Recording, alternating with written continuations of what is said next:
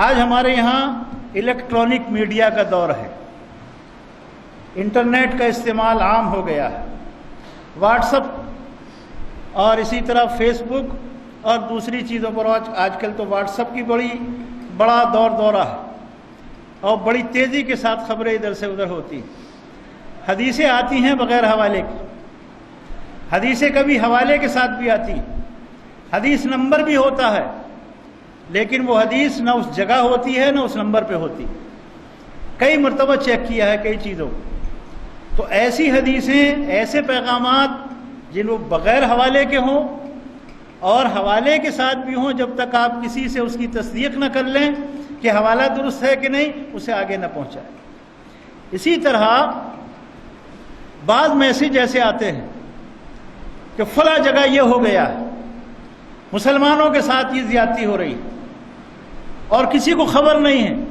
آپ اس میسج کو جتنا جلدی ہو فارورڈ کریں، سارے لوگوں کو بتا دیں۔ اب آدمی لگا ہوا ہے، اس کو بھیج، اس کو بھیج، اور جب تلاش کرتے ہیں حقیقت پتہ چلتا ہے کہ کچھ بھی نہیں۔ تو اس طرح کے واقعات بھی ہوتے ہیں۔ یہ قوم کو گمراہ کرنے کی بات ہے اور بلا وجہ اشتعال پیدا کرنے کی بات ہے۔ اللہ تعالیٰ نے ہم مسلمانوں کو حکم دیا ہے، ان جاءکم فاسق بنبأ فتبینوا، کوئی فاسق کوئی خبر لے کر آئے تمہارے پاس تو اس کی تحقیق کر لیا کرو، اس کے بارے میں معلومات کیا کرو۔ ہمیں اللہ نے تحقیق کا حکم دیا ہے کہ خبر کوئی آئے، کہیں سے آئے، اس کی معلومات کریں۔ اب ایک میسج آتا ہے کہ محمد صلی اللہ علیہ وسلم کے بارے میں ووٹنگ ہو رہی ہے کہ دنیا میں 1 نمبر کا آدمی کون ہے، اور مسلمان جلدی جلدی ووٹنگ کریں۔ بتائیے آپ، اب لوگ لگے ہوئے اس پیغام کو آگے بھیجنے کے سلسلے میں۔ میرے بھائی، یہ توہین ہے رسول اللہ صلی اللہ علیہ وسلم۔ مسلمان اور اللہ کے نبی صلی اللہ علیہ وسلم کے لیے ووٹنگ کرے گا جنہیں اللہ نے منتخب کیا، جنہیں اللہ نے منتخب کیا ہے، انہیں اب دنیا والے منتخب کریں گے۔ یہ دشمنوں کی سازش ہے۔ ایسے کسی میسج کو فارورڈ نہ کریں بلکہ رد کر دیں۔ اچھا، یہ بھی نہیں پوچھتا کوئی آدمی کہ اس کو سب سے پہلے کس نے بھیجا ہے اور کہاں سے یہ آیا ہے۔ محمد رسول اللہ صلی اللہ علیہ وسلم کی شان اس سے کہیں اونچی ہے۔ اللہ کے رسول صلی اللہ علیہ وسلم سے بڑا دنیا میں کوئی نہیں ہے۔ ووٹنگ کی ضرورت ہی نہیں ہے۔ یہ ہمارا ایمان ہے، ہمارا عقیدہ ہے۔ ووٹنگ کی قطعاً ضرورت نہیں ہے محمد رسول اللہ صلی اللہ علیہ وسلم کے لیے۔ آپ سے بڑا کوئی نہیں قیامت تک، آپ سے بڑا مقام کسی کا نہیں، بڑی فضیلت والا کوئی نہیں ہے۔ اللہ کے بعد آپ کا مقام ہے، تو ووٹنگ کی ضرورت ہی نہیں ہے اس پر۔ یہ سازش ہے دشمنوں کی۔